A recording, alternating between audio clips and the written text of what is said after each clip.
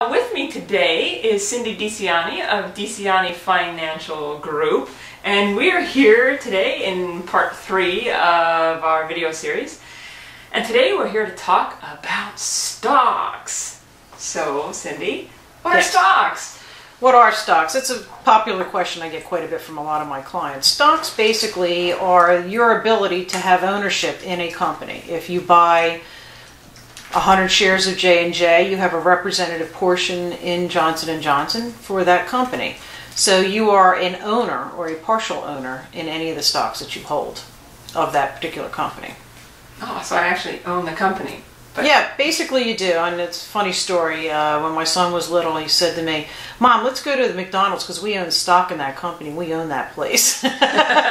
So oftentimes that's a good way to think about it. Many planners use stocks in the portfolio to help give some diversification to the portfolio and also for dividend purposes. Yeah, so how do they work, right? So you said we own part of the company, using McDonald's there as an example, but are there different types and how do they work? There are two basic different types of stocks. There's preferred stocks and there's common stocks. 90% of what is bought out in the market by most investors are called common stocks. It got its original name from the common man. Commoners bought common stocks. Preferred stocks is the next tier up from common stocks, and they tend to be more costly. You have to buy larger amounts of them generally, and most people don't buy preferred. So we're going to talk mostly about common stocks. Common stocks are ownership of the companies, and you can diversify your portfolio by owning different companies that have different types of investment strategies, different kind of representation in the markets.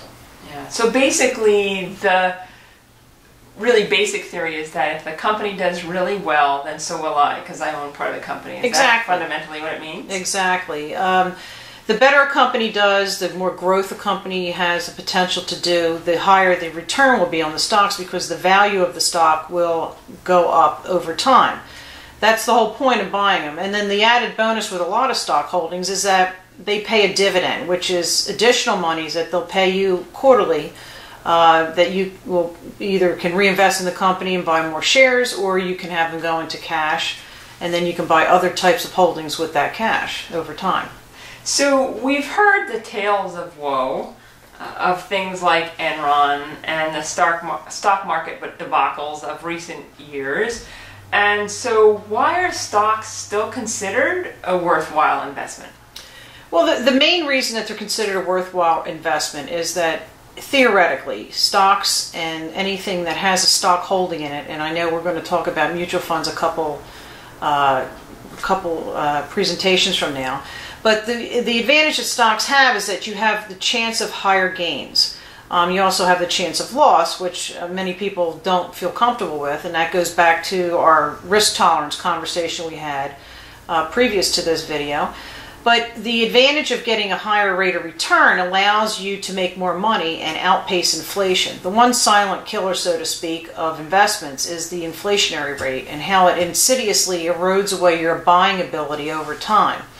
So that's why many advisors, like myself, recommend using a stock portfolio or a mutual fund portfolio that has stocks in it to intrinsically beat the cost of, what your cost of living is going to be moving forward. We all know that, over time, it costs a lot more money to buy the things that you need to have: cars, food, any of those kind of things that we all need to live off of.